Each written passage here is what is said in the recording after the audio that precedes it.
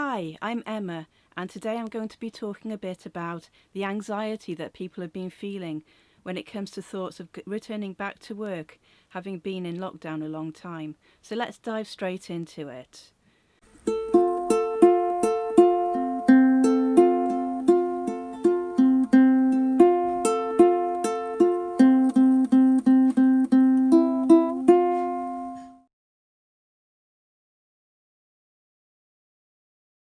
First of all, if you're required to go back to work and you haven't been working in this kind of way for a while, maybe you've been on furlough or been working from home remotely that way, if you need to go back into your usual place of work, don't put additional pressure on yourself. You can't expect yourself to go from 0 to 100 just like that. Very much like when you come back from a holiday, allow yourself to ease back in and don't put too much pressure on yourself. It simply complicates what's going on and adds extra layers of stress which you don't need to do.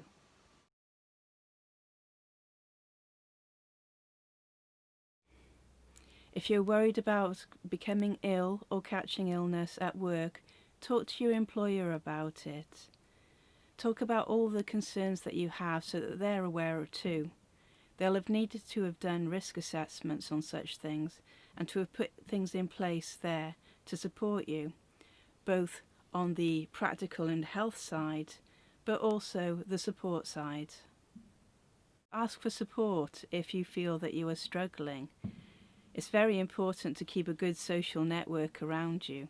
In an office environment, the spacing of desks and chairs will have to have changed. In many places, they're trying to keep chairs, or at least desk space, at least a metre apart, if not 2 metres. And in a lot of places that are customer facing, a lot of places are putting up the Perspex screens.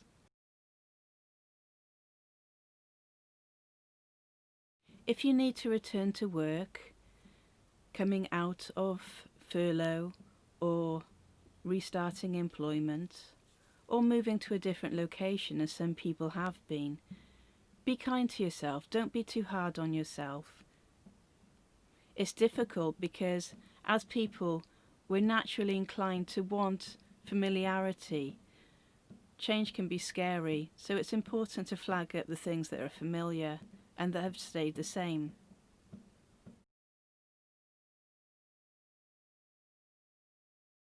We've learned a lot of new skills during lockdown. So a lot of us are working remotely and via video conferencing, a lot more than we would have imagined we could at the beginning of the year.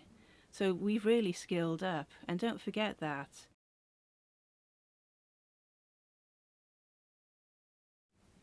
It's beneficial to err on the side of caution and wear masks. If not for yourself, do it for the other people around you. But also, be considerate towards those who aren't wearing masks. It might not be that they're being bloody-minded or that they simply don't believe in it. And if they do, that's up to them. Some people are exempt from wearing masks because of different health conditions, so please don't be nasty towards them.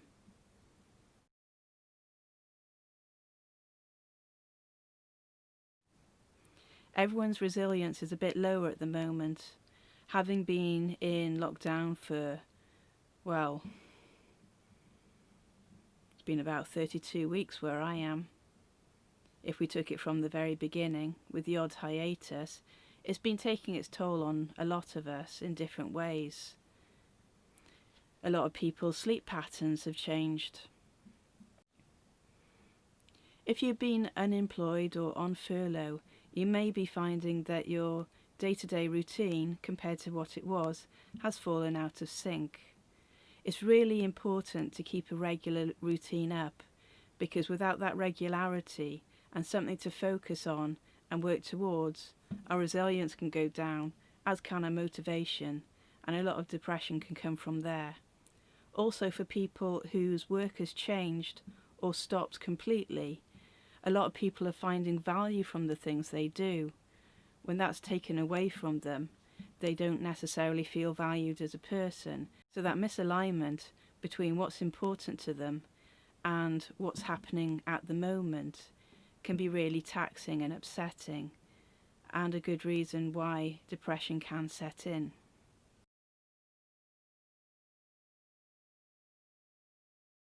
It's important to keep a foundation of eating decent food, decent fuel, energy in, exercise for regulating our energy levels, and also sleep. Build up from these three. Have them be your foundation.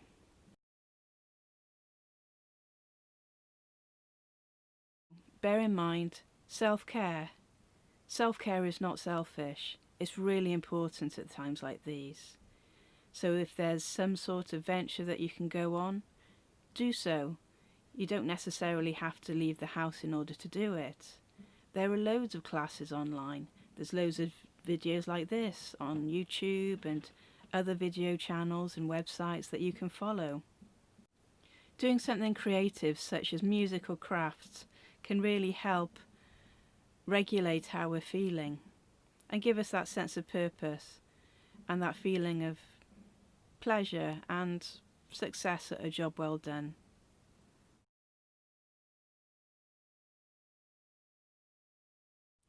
It can be helpful to learn positive coping strategies such as breathing exercises and meditation, and I talk about some of these things in previous videos, and I'll include links to those below so that they're easy for you to find.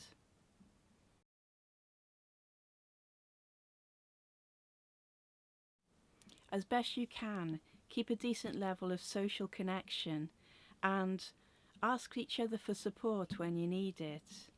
Being physically distanced doesn't mean that we can't reach each other through online or other means. And also, remember that if you feel that you're really struggling, reach out and ask for help. Ask for professional support if you need it. It's in no way a weakness or a failing. It takes courage to reach out.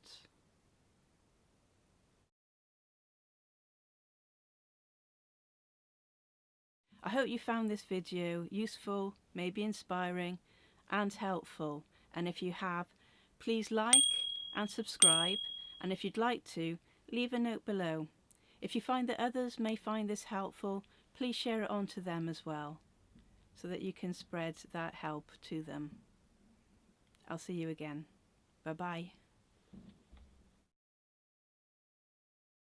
can be difficult returning back to work once we've returned.